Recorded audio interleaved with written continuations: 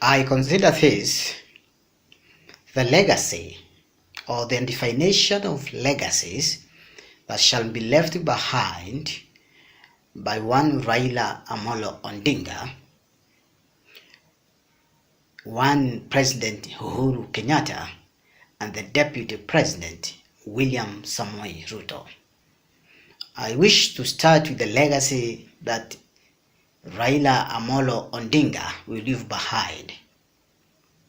Odinga, aka Agwambo, aka Baba, aka Kigogo, aka Kinara, the indefatigable pro-people champion, will be remembered for his huge contribution towards the second and then liberation of the country that gave forth the multi-party democracy, that also gave forth the 2010 Constitution, and that is also the father to devolution.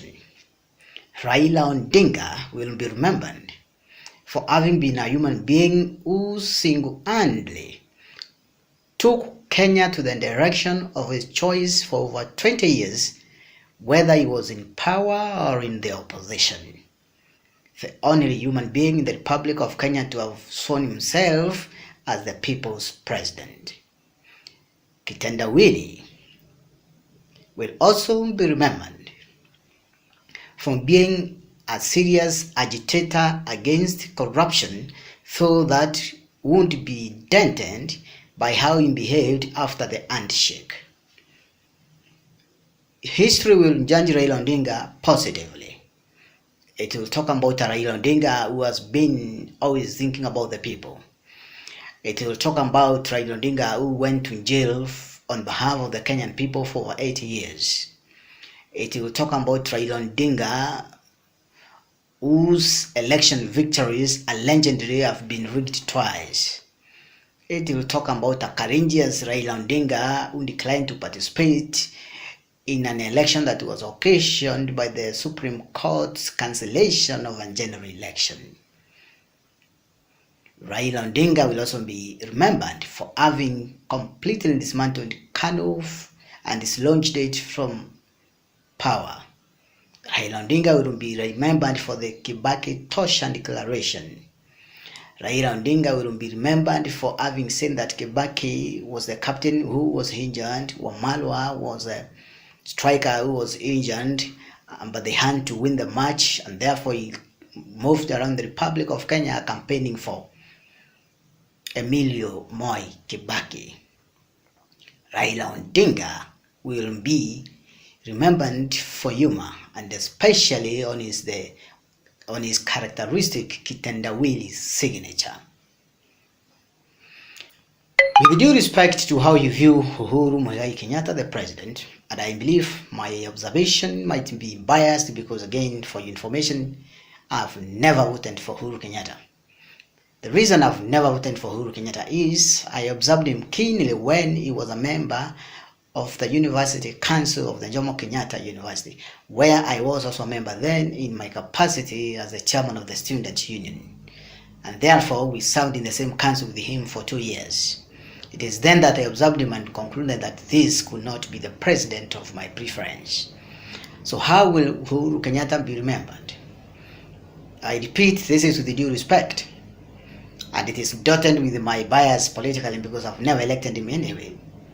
But Uhuru Kenyatta will be remembered as a former finance minister who could make a typing error of hundreds of millions of shillings to the tune of 600 million shillings. A president who has been unable to procure laptops that were his trademark in the digital campaign before they were elected to office with Ruto.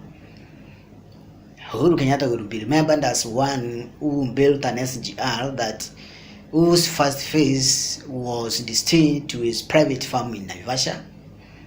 Uhuru Kenyatta will also be remembered for the handshake that was positively meant to unite the country, but which scholars and analysts argue it has divided the country more than it has united it.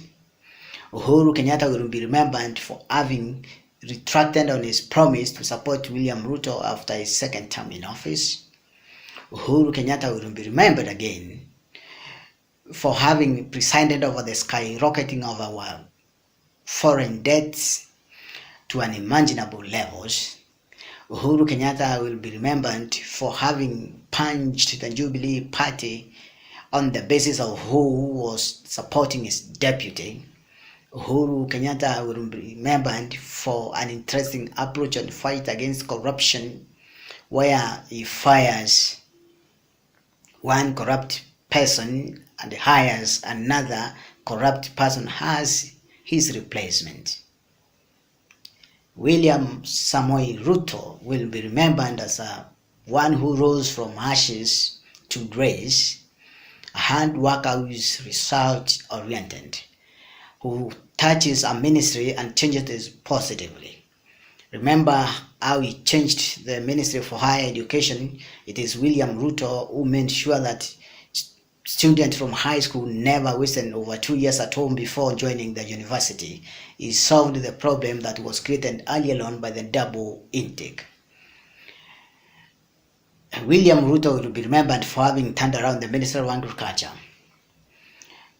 William Ruto is an indefatigable deputy president, but Ruto will be remembered again for lack of humility and due respect to his boss. William Ruto will also have a history that will be dirtified by allegations upon allegations of corruption, that whenever he goes to the ministry he serves, the offices he serves and sits in, is always followed by allegations of corruption. Uhuru and Ruto, of course, will be remembered for having been elected president and deputy president concurrently when they were facing ICC charges, criminal charges at the international court, at the Hague. I know scholars like Mutaigoni, like Manyora, like other analysts may differ or agree with my opinion, but this is how I define in a nutshell the legacies that shall be left behind by one Raila Odinga, William Samoei Ruto, and the President Uhuru Kenyatta. Thank you.